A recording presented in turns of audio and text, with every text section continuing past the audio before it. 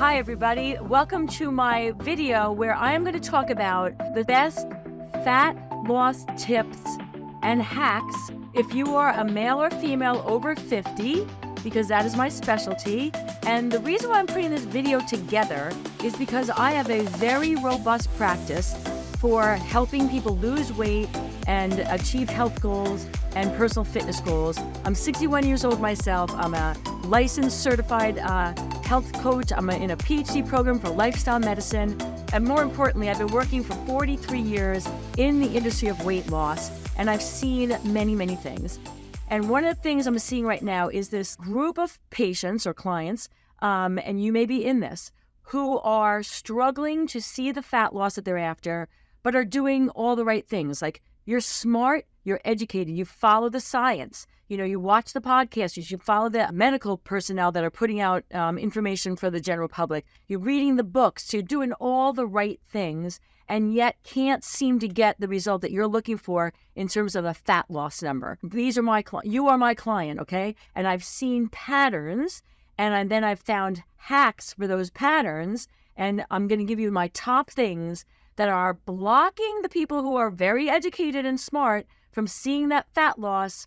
And hopefully when you hear them, you might have a couple aha moments and then be able to institute them into your practices and then see that scale go back to the number that you want it to go down to, okay? Or start the journey back down if you've been stalled. The number one out of 5 I'm going to give, okay? The first one is you cannot go below your resting metabolic rate from a calorie intake perspective. What is that? Okay, so let me explain these things. So number one is, I am a firm believer, and it's my observation, and the science, Google, go into PubMed and NIH studies on weight loss. Not one of them will show that people lose weight unless there is a calorie deficit.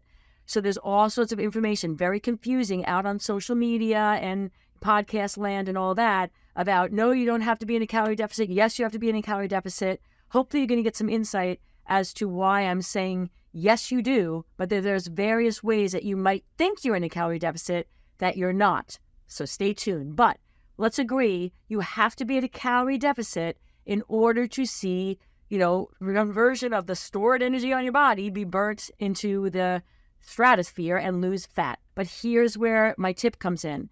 What I see a lot of my clients trying to do in their, enthusiasm and gusto to want to see the fat come off is that they go too low in the calorie target, but they don't know they're doing that. So the number that you need to know for you to have the maximum successful weight loss without going into the negatives of going too low and creating a crisis situation for your body, which you don't want to do, is you have to know your resting metabolism, and you cannot go below that as your target. Every so while, like a day here, a day there, like whatever, yes, but not chronically. Chronically, you cannot go below your resting metabolic rate. And FYI, the weight loss drugs that are out right now, the bariatric surgeries, both of those set you up for being under your resting metabolism and then losing not just body fat, but losing muscle, which causes long-term problems down the road. But right now, I'm addressing loss of muscle. When you go below your resting metabolism for too long of a period of time, then your body thinks you're going to die. It goes into a crisis. It's going to spike up cortisol. It's going to do all these hormonal things, but big time, it's going to get more energy out of every calorie you put in it. So the same amount of work that you would have gotten at 1,000 calories, your body's going to let you get it at 800 now or 600, and you don't want that. You want to be a calorie spendthrift. And one of the main ways that people are blocking that in their fat loss journeys is that they're going below their resting metabolism. So you got to find out what yours is, okay? If you're local to me, I have a machine right back behind me, and I actually have people come in and we measure their metabolism through a breathing test, and I give them that number, and we set their intake at that number. Now, there is also energy expenditure from everyday living and also athletic pursuits and fitness pursuits, and you do have to add in more calories for that if you're doing, like I'm an Ironman athlete myself. I have clients I'm training in that. We have to add more calories, but that's the minority by far. For most of you watching this video, if you stick to your resting metabolism and don't go over it and don't go under it in terms of the calories that you're targeting per day, then you will be blocking the negatives, and the negatives to going too low. The negatives to doing going too low is that you are going to stall your weight loss in the long run. You might have some initial fast weight loss, but then you're going to block it, and especially the fat loss. And to use as my example, I could cite scientific literature of the wazoo, but the show The Biggest Loser, remember that one? They lost hundreds of pounds of weight and then regained it all after the shows were done. And they measured their metabolism before they lost the weight. And then when they regained the weight, and after they regained the weight, they had anywhere from 5 to 1,000 calories less per day as their resting metabolic rate. And now they are going to have to really work. I don't even want to get into what they have to do. I don't want you to have to find yourself in that position, because they can't lose weight now at the same amount of calories that they did before, because their body went into a metabolic, adaptation that didn't serve them well in the long run. And that's what we're trying to avoid. So the first tip is you got to get your metabolic rate measured. Find a place near you that can do it, like by a direct measure. And if you can't, then the body composition machines, like InBody machines and the DEXAs, and even the ones that you can buy on Amazon. I'll put a link for a couple I recommend. They will give you an algorithm for your resting metabolism. Is that the best? No. Is it the worst? No. You need, as long as you have that number like calculated to your body composition or close to it, then you're good to go. And if you don't want to buy the machine, Google metabolic formula, resting metabolism equation, and you'll get some things online, and you just plug in your weight and your age and some other data, and then you can get like something that's more customized to you. And whatever that number is, do not go below it as you're trying to lose weight. So do not go below your resting metabolic rate is tip number 1, okay? Tip number 2, hydration level. Hydration, everyone thinks hydration, plumping up my skin as I get older so the wrinkles don't show. Making sure that I don't have dehydrated so that my blood gets really thick and it's very viscous, and that can lead to heart problems. Lots of reasons why hydration is really important. But why I'm addressing it in this video is from a fat loss perspective. Renew your memory from high school chemistry or biology. Water enters into your body through the digestive system, into the bloodstream, gets carried into your cells, goes into the cells, and in the cells are something called mitochondria. I'm sure that you are educated people and you're reading all about mitochondria and longevity and health and fatigue and energy.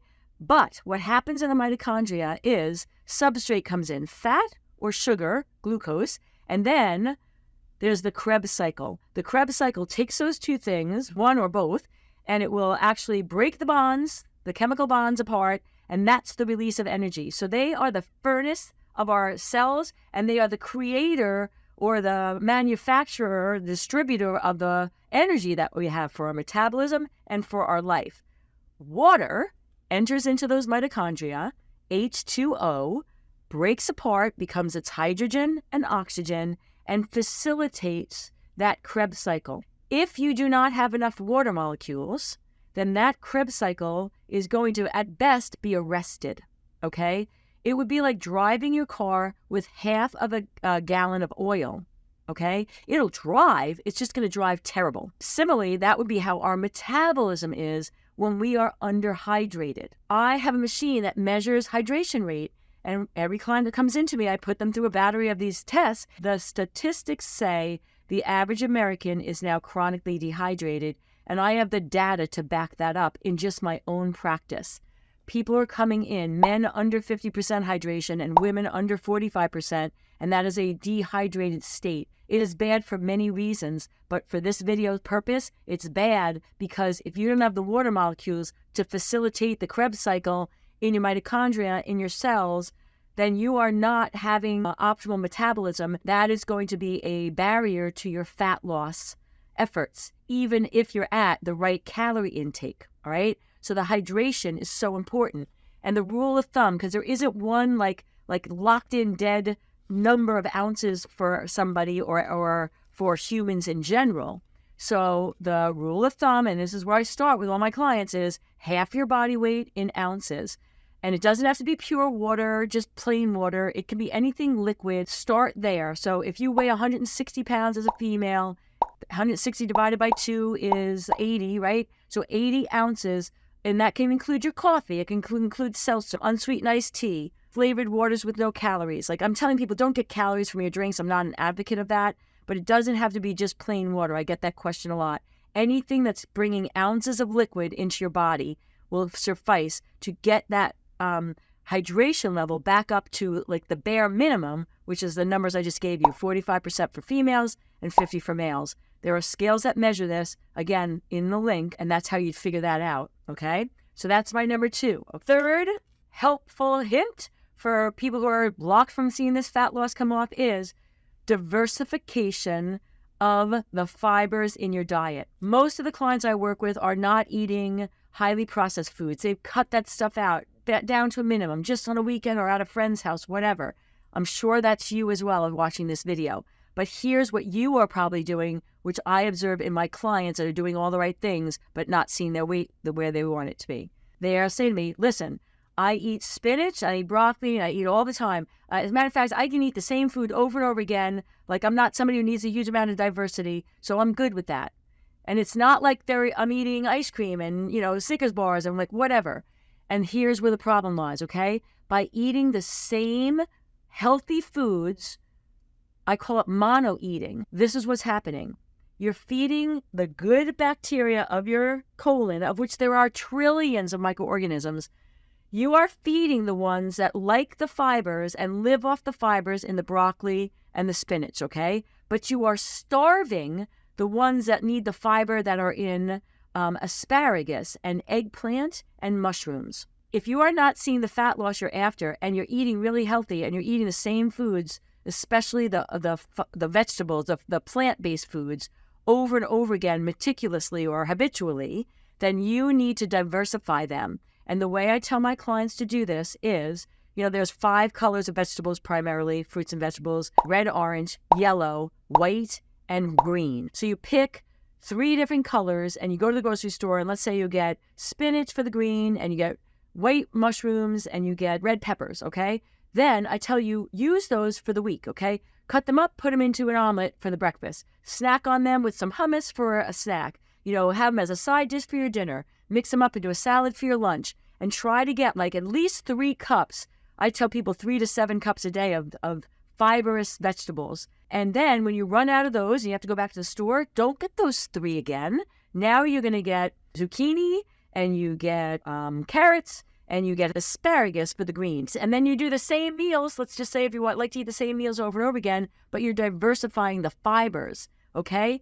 Why you want to do that is that the new science now, we know the microbiome. There's tons of research studies. Go to NIH or PubMed and research the microbiome and health, and you're going to get all sorts of studies on diversification of the microorganisms that live there for those reasons. But the newer stuff is showing if you diversify them, you are also helping fat loss that you might not be getting if you don't have the same diversity. And there's experiments, they've just done them on humans. They did a ton of them on mice, where they took the fecal matter out of obese mice and put it into thin mice, where they were controlling the diets of the thin mice. They were eating the same diet now, but with this different microflora transplanted into them, those mice started to become obese.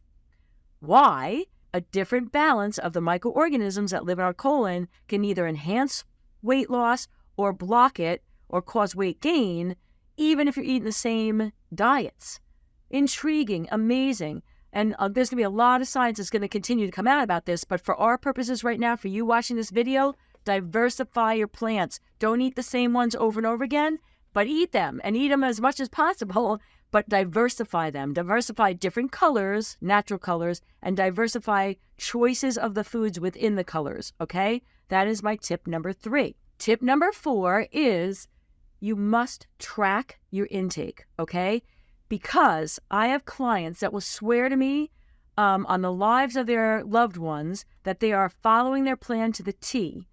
And then what happens is, if I can get them to either use a food app on their phones or like I do, I don't like the apps. I'm 61 years old. My head with technology is spinning anyway because I wasn't born with it. So I like to write it down. So I keep a handwritten food tracking. So I write down what I eat, and this is what I'm telling you to do, and this is what I tell my clients to do who are blocked from their weight loss, who are saying they're eating the right calorie amounts, and they're eating all the diversity and blah, blah, blah, all the tips I just gave you.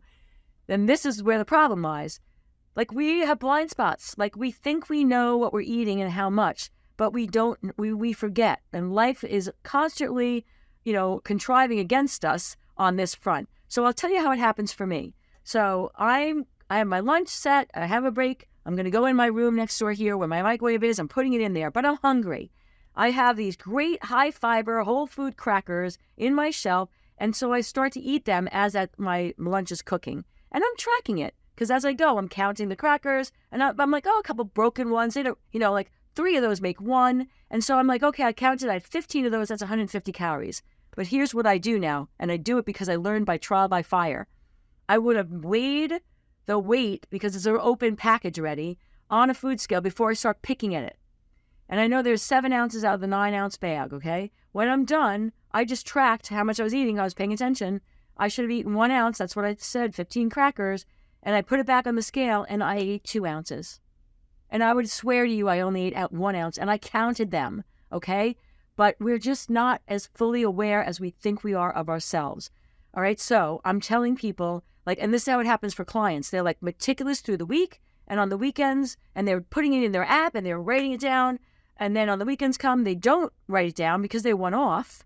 And then I'll say, well, how much did you go off? Oh, it couldn't have been more than blah, blah, blah. But then when I have them actually track it, they're off by way more than they thought they were. And then that made up for the 5 days of being on the plan. So, maybe you're someone who's like, I don't want to track food for the rest of my life. Well, then don't do it for the rest of your life. But take it on for a week and track it while you're doing it. Don't wait till the end of the day and do it by memory. I keep my little food notebook next to me in my pocketbook. It's with me everywhere. And as soon as something goes in my mouth, I write it down. I might look it up later to see what the calorie amounts are. And I'm checking out how much how much did I have of it by the box or the bag or the weight. I can weigh it, or I'm estimated by I'm looking at it, but I'm writing it down as I go. And then I might tally it all up later. But writing it down as you go, that's where you find your blind spots. I can give you an endless number of clients I've worked with when I can force them, I have to tie them down and, put it under duress. They're fighting and kicking and screaming the whole way. But I force them to get a whole week worth of writing down everything, even when they go off, which is very painful to look at, but you got to. They self-correct after doing that. They autocorrect, but they autocorrect in ways they didn't even know they had to. So writing down and keeping that journal, even just temporarily, or another way you can do that is you're doing great, but you're seeing your weight start to creep back up after you made your goal weight. Then just do that for 1 week, 8, 12 months into maintenance, because you're starting to see it inch back up. You don't have to do it all the time, but you do have to do it every so often if you are not where you want to be yet, or if you're where you are is starting to, kind of tick back up. Next one is, and this is a big one, I have clients that are tracking, doing everything I just said. They're at their, resting metabolism, not below it, not above it. And then they're like, Judy, I'm not seeing results. Okay. And here's my next hack for this. It's not the calories you eat. It's the calories you absorb that's going to make the difference between whether you're seeing weight loss, maintenance, or gain. All right, what do I mean by that? Have you ever heard of something called the thermic effect of food? Okay, let me tell you what it is if you haven't, or if you haven't really Googled it really fast. Thermic effect of food is an extra calorie amount that's above your resting metabolism, that's not included in everyday movement, activity, and exercise. It is how much energy does it take for you to digest the food that you're eating. So, for instance, if you're eating whole food, high fiber vegetable or fruit, it takes your body a certain amount of calories. Let's say you eat 50 calories worth of broccoli. You ate 50 calories worth, but it's high fiber and it takes energy for your body to digest it. And by the time it gets through your system, the 25 calories that you took in, it costs you 10 calories to actually break it down and digest it. So the net increase of calorie or absorption of calorie into your body is 5. And I'm making those numbers up because I don't have the exact numbers, but you're getting my point. It takes energy to digest that broccoli. The energy it takes to digest a white flour cookie or cracker is practically zero.